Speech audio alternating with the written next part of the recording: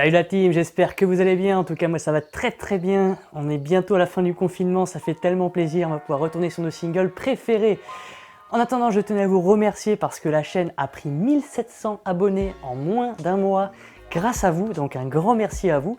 Et puis, une de mes dernières vidéos qui s'affiche en haut à droite de votre écran a généré plus de 20 000 vues en une semaine, ce qui n'était jamais arrivé sur ma chaîne. Donc un grand merci à vous. Aujourd'hui, on commence une nouvelle série de 4 vidéos dédiées aux suspensions de VTT, que ce soit la fourche et l'amortisseur. Et aujourd'hui, on va commencer par la base, puisqu'avant de commencer à parler de réglage de sac, de pérécontrainte, de compression, de détente, de basse vitesse, de haute vitesse, il faut déjà qu'on sache si tout le monde est au même niveau, au niveau de vos suspensions.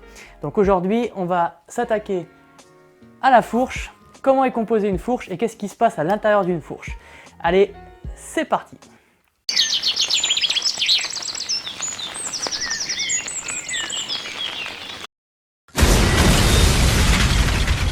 Alors avant de commencer une série de 4 vidéos sur le réglage des suspensions, parce que c'est extrêmement pointu comme sujet, on va quand même revenir sur les bases, comment sont composées vos fourches et vos amortisseurs, surtout les fourches suspendues.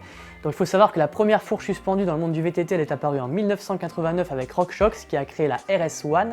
C'était la première fourche suspendue en VTT, donc ça fait quand même une trentaine d'années. Depuis 30 ans, ça a pas mal évolué. Aujourd'hui, on a des fourches avec des quantités de réglage astronomiques. Et d'ailleurs, il y a beaucoup de personnes qui ne maîtrisent pas du tout leur suspension et qui ne savent pas les régler. D'où l'idée qui m'est venue de faire cette série de vidéos sur le réglage des suspensions. Aujourd'hui, on va quand même revenir sur les bases parce qu'il faut quand même déjà maîtriser le vocabulaire avant de savoir de quoi on parle.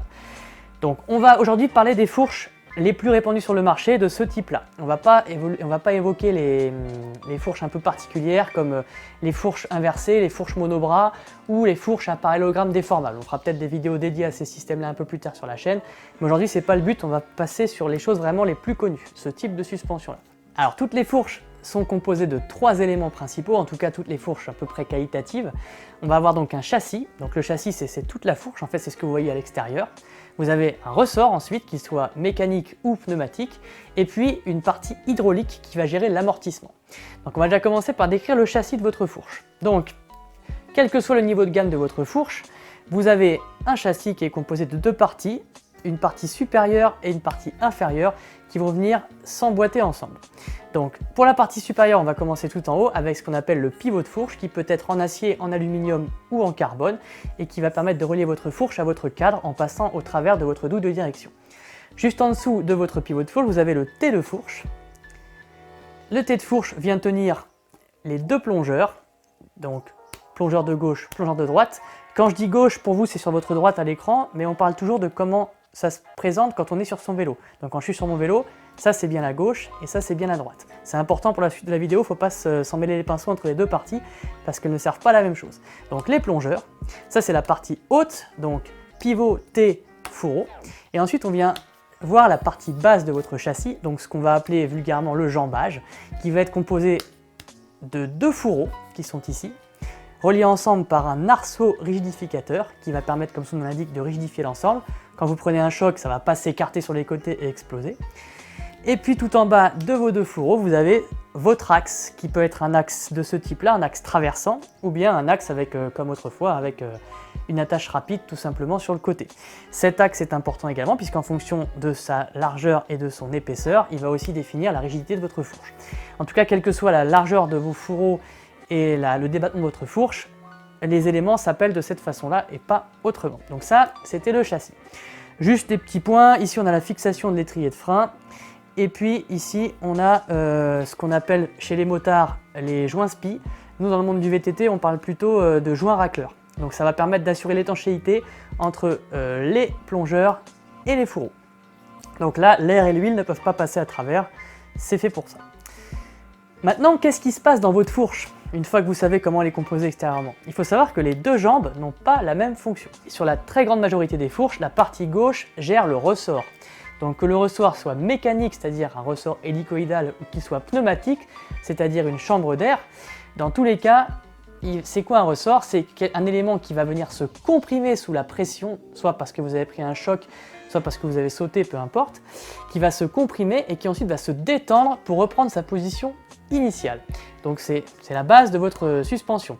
Les suspensions bas de gamme qui n'ont pas d'autres réglages, elles ont au moins un ressort. Ça peut même être simplement une matière polymère comme du caoutchouc pour les fourches vraiment bas de gamme.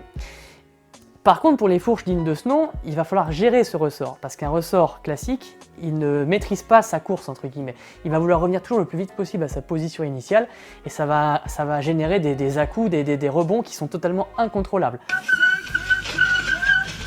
Or, une suspension, ça sert avant tout à augmenter le contrôle de sa trajectoire, de son freinage et de son vélo en règle générale.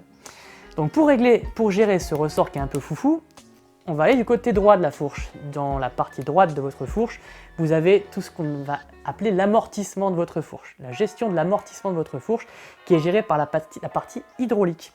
Donc dans ce magnifique petit plongeur, vous avez une cartouche hydraulique. Alors là aussi, selon les marques et selon les gammes, vous avez X technologies différentes qui existent, mais le principe général est le même sur toutes les fourches. Vous allez avoir un volume d'huile dans une cartouche qui va, donc c'est de l'huile de laminage, qui va passer à travers un piston. Ce piston est perforé, donc il y a des petits clapets, et en fonction de l'ouverture de ces petits trous, l'huile va passer plus ou moins vite dans un sens, puis dans l'autre. Et en fonction du réglage de cette fameuse ouverture des clapets, vous allez avoir une fourche qui va s'enfoncer plus ou moins vite et qui va se détendre plus ou moins vite. Ce sera le réglage de l'amortissement qu'on verra dans une des prochaines vidéos. Voilà, donc grosso modo, ça c'était la base pour bien comprendre le fonctionnement d'une fourche et comment est composée une fourche. Pour l'amortisseur, même si ça ne ressemble pas exactement, vous avez exactement la même partie, vous avez de l'hydraulique et du pneumatique ou du ressort hélicoïdal selon votre type de suspension. Et voilà la team, cette petite vidéo est maintenant terminée, au moins vous êtes maintenant tous au même niveau pour qu'on puisse aborder dès la semaine prochaine le réglage de vos suspensions pour avoir un VTT réglé aux petits oignons quand on sera tous relâchés dans la nature le 11 mai. Voilà, donc préparez vos calepins et vos stylos parce que dès la semaine prochaine, ça va être beaucoup plus copieux le contenu. On va faire ça en 3 vidéos sur le réglage, donc la semaine prochaine, on aura le premier niveau de réglage. Surtout pour ne rien rater, n'hésitez surtout pas à vous abonner à la chaîne et à activer la cloche de notification pour ne rien rater de mes prochaines vidéos. Si la vidéo vous a plu, n'hésitez pas à la liker et à la partager. Voilà, en attendant, je vous souhaite la meilleure continuation de confinement possible. On est bientôt arrivé au bout, donc ça fait vraiment plaisir. Donc accrochez-vous, on y est presque, et à très bientôt pour une prochaine vidéo. Ciao la team!